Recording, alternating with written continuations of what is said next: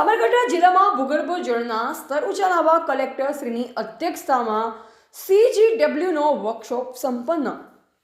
સાબરકાંઠા જિલ્લા કલેક્ટર શ્રી લલિત નારાયણસિંહ સાધુની અધ્યક્ષતામાં CGWB central ground water board દ્વારા એક વિશેષ વર્કશોપનું આયોજન કરવામાં આવ્યું હતું.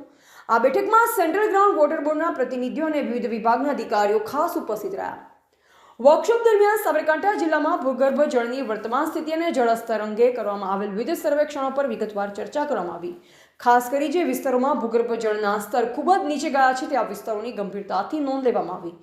જિલ્લા કલેક્ટર શ્રી આ પ્રસંગે માર્ગદર્શન આપતા જણાવ્યું કે જળ સ્તર સુધારવા માટે અસરગ્રસ્ત વિસ્તારોમાં નવા જળ સંચયના સ્ટ્રક્ચર બનાવવા અત્યંત આવશ્યક છે.